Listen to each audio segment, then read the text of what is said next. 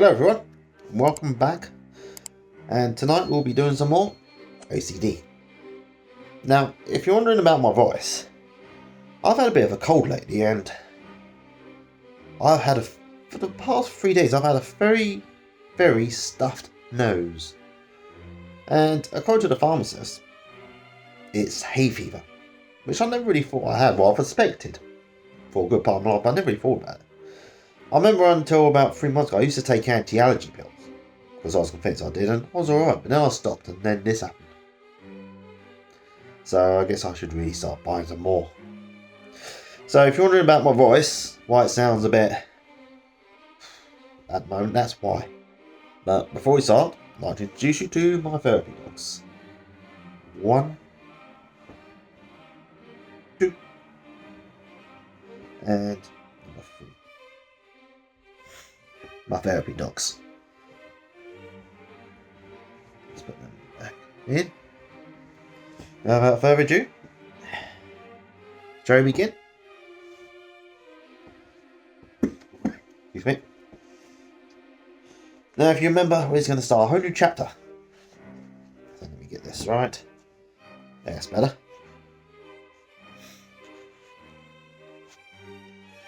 Religious OCD or scrupulosity.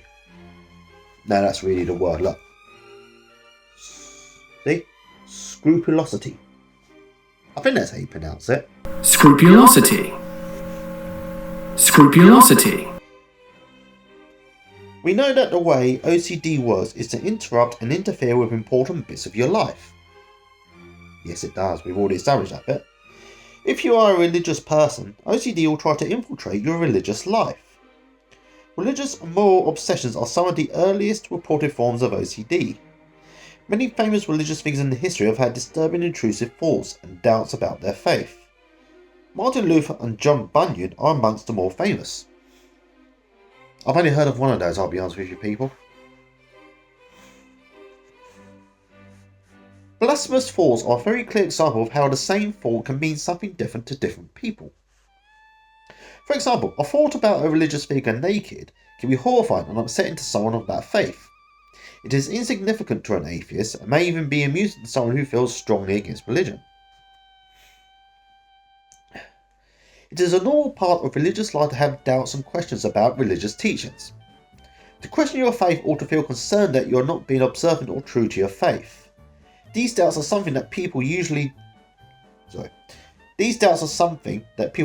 deal with by discussion or reflection or the concerns pass. In religious OCD, these doubts will be repeated, disturbing and upsetting. They may be accompanied by disturbing images or thoughts about your religion. For many people affected, the OCD utterly overwhelms their true religious feelings. If you have OCD about religion, you will not be able to easily dismiss these thoughts or images. Instead, you have found yourself believing that these thoughts are significant and important. You may have felt very uncomfortable, anxious, or disturbed about having the thoughts. You have probably found that the more you have paid attention to these thoughts, the harder it has been for you to actually follow and participate in your religion. You may have found yourself avoiding anything to do with your faith for fear of having intrusive thoughts, doubts, or images. You may believe that those thoughts mean something very bad about you. So, do you have a problem with OCD about religion? Number 1. Have you had thoughts, doubts, or images connected to your religion that you find upsetting or think that you shouldn't have? Now, I can't really answer these because I'm not particularly religious. I suppose really the best word to describe me is agnostic, because I'm not convinced there's a God, but at the same time I'm not convinced there isn't a God. Am I making sense? I think that's agnostic means anyway. So, number 2. When you are praying or engaged in religious practice, are you frequently interrupted by certain thoughts, doubts, or images? Again, I can't answer these. If you are concerned about having these thoughts and believe that it might mean something bad about you, you might have started to try to do something about the thoughts. Make amends for having them, or try to avoid having them in the first place. When these thoughts are bothering you, do you, number 1, push the thoughts out of your head, or try to deliberately think about something good? Now that's something I would do. 2. Try to argue with the thoughts or yourself. I do that all the time anyway. Number 3. Pray more, perhaps using elaborate or repetitive prayers. If I was religious, I'd probably do that. Number 4. Try to seek reassurance from others that you are religious enough or that you are not bad for having these thoughts. Yeah, I can get that. Have you been avoiding the following? A. Going in or even walking past religious buildings. B. Touching or reading religious books or other items. C. Praying/observing religious practices. D.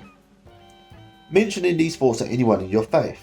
Truth be told, if I was of faith, I would not. I'd probably keep it to myself. Okay. Those thoughts would stay with me if I'm honest with you people. Because as you know, I have trouble sharing. Not with you, obviously, because you're all amazing. But with other people, generally, I do. God, I hope this is understandable. Actually, if it's not this way, you won't be watching this video. But if it is, I'll probably cut that bit out. Do I have OCD about religion? A. Are you troubled by repeated intrusive thoughts, doubts, or images connected to your religion? B. Have these thoughts led to you trying to stop having the thoughts and trying to make amends for having them? C. Have you been avoiding your religious practice? How does religious OCD become a problem?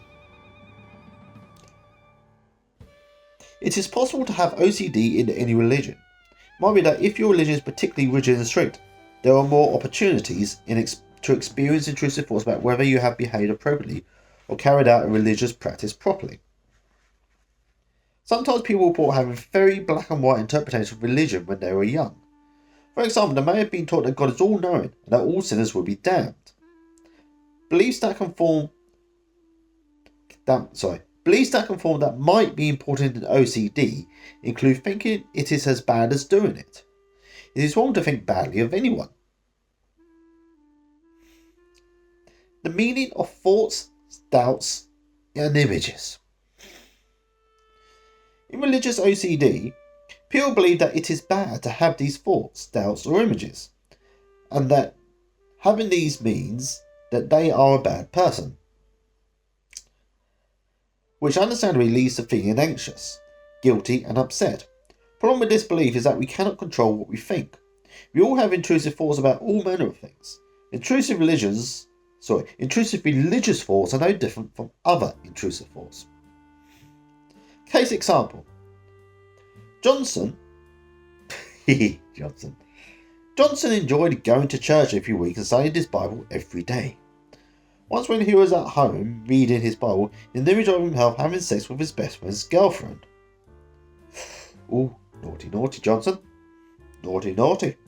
He was upset that he had this thought at the time, as he was trying to concentrate on his Bible studies. Seriously though, Johnson, that's normal. Obviously try not to think about your best friend's girlfriend, but the thoughts just popping in your head are normal. And I'm saying this really, not to Johnson, but to anyone watching this who has this problem. Having these thoughts is natural. Okay, because we can't help it, okay? If you happen to think your best friend's girlfriend is attractive, that's not a bad thing. It's not wrong. It's human that you find certain people attractive and others unattractive. What you can do, however, is make sure that you never actually act on those urges. Because we cannot choose what we like, but we can choose what we consume. Am I being clear, people? I hope I am. I know what I mean. I'm sure you do too.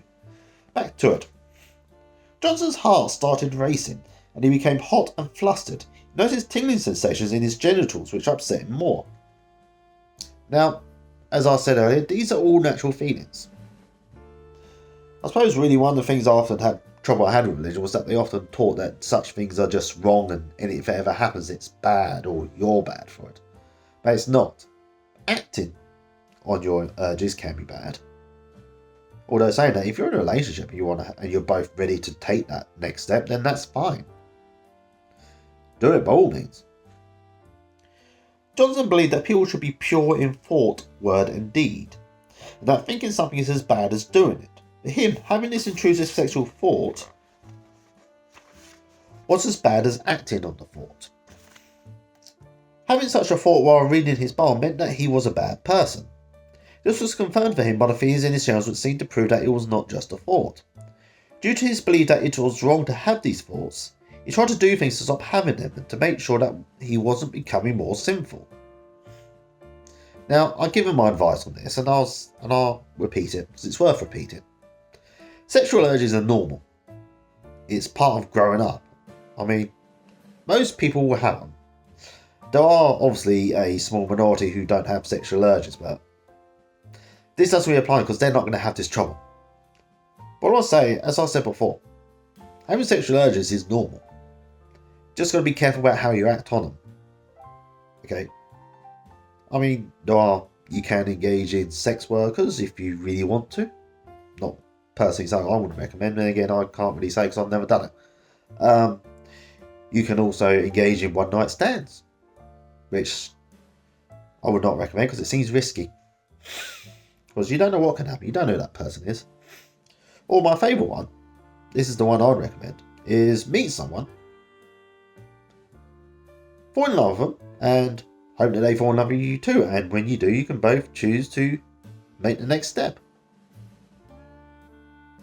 And then, thus, your sexual urges have been cured. I mean, the thoughts will still be there, but it'll be slightly easier to control knowing that you are in control of your own life, of course. How does religious OCD get worse? If you try not to think a particular thought, paradoxically the thought comes back more. Remember the white polar bears example on page 72? I do. I haven't thought about the polar bears until just now. If you try not to think about their cute babies and fluffy white faces, what most people find is that it is impossible not to picture polar bears. This works in the same way when you try not to have religious thoughts. Neutralizing. Trying to confess or make amends for intrusive thoughts by praying buys into the idea that it is bad to have the thought in the first place. It reinforces your attention on the thoughts passing through your mind so that you will certainly notice any that could be wrong. Furthermore, you will probably find the intrusive thoughts keep interrupting your prayers, which may make you feel that you need to start again or to pray more and more each time. It might be difficult to feel satisfied that your prayers are enough. Mental argument. Trying to convince yourself or argue with yourself about whether you should have these thoughts or what they mean about you can lead to feeling more preoccupied. It is unlikely that you will feel certain or reassure yourself by this process. Mental argument is likely to make you feel more anxious. Rituals. It is common for prayers to take on a ritualised form, repeating certain phrases or having to say things a certain number of times. These ritualised prayers are unlikely to feel like your usual praying. The rituals will only give you temporary, if any, relief from anxiety. Selective attention. As you become more worried about your intrusive thoughts, you'll start to notice the thoughts more. Similarly, if you are monitoring your body for sexual arousal, focusing on your genitals, you might assume that instantly felt in the area is a sign of sexual arousal. Feeling anxious leads to many changes in the bodily sensations. If you focus on any part of your body, you will notice changes. Excitement and anxiety activate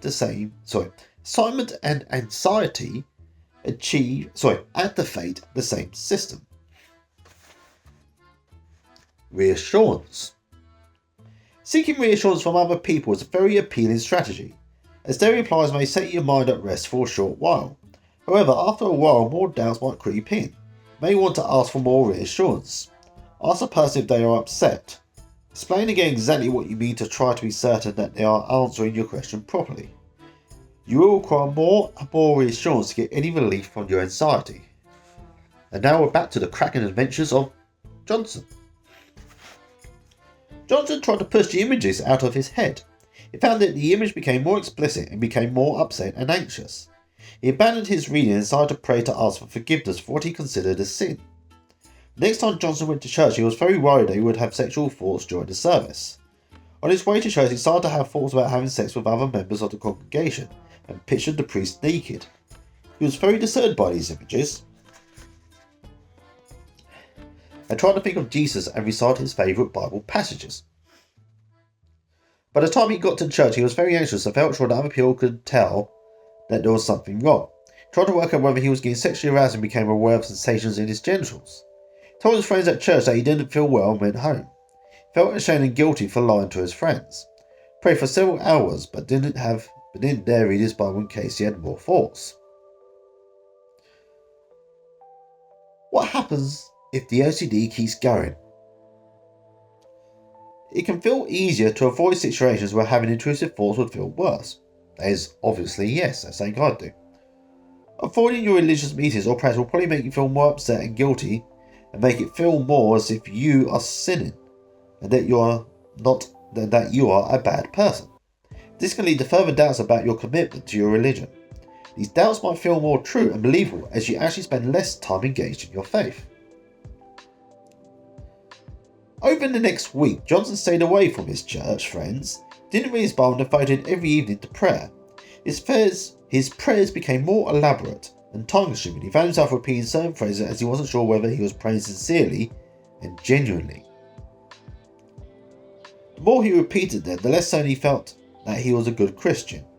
Johnson started having frequent doubts about whether he really was a Christian. He started to believe more that he was actually a bad or evil person. So, we have this little diagram here. Look. So, there you go. I'll leave that there for about 10 seconds or so.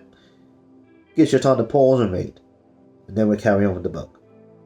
Or the chapter, I should say. Okay. And on to the next.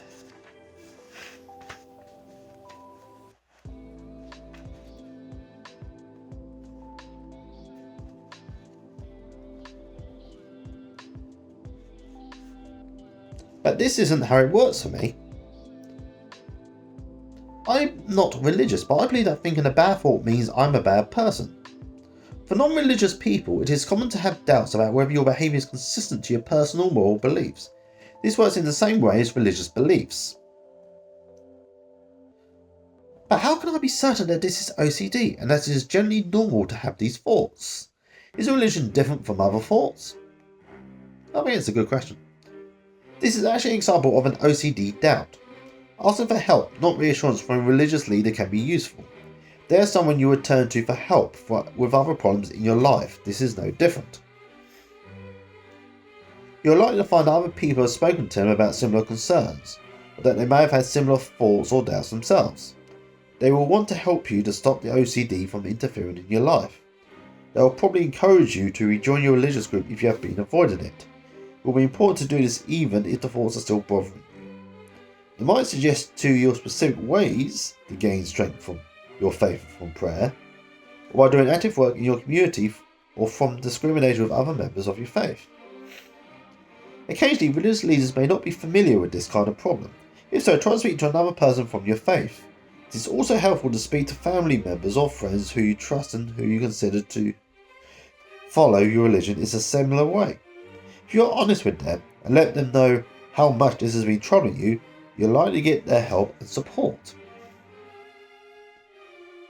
And so we have a summary. If you believe that it is wrong or bad to have certain thoughts or images, you'll feel very anxious and try to do things to get the thoughts out of your head or to make amends. All the things you do actually keep the problem going by buying in to the idea that these thoughts are important and significant and that you need to do something about them to protect yourself and stop yourself from being a bad person. Something you can be completely clear about. Whichever God you believe in, it's quite clear that God would not want you to suffer from OCD and want you to do whatever you can to get rid of the OCD. Not to get rid of the intrusive thoughts, but the OCD which interferes with your ability to freely practice your religion. And that is the chapter on religion done.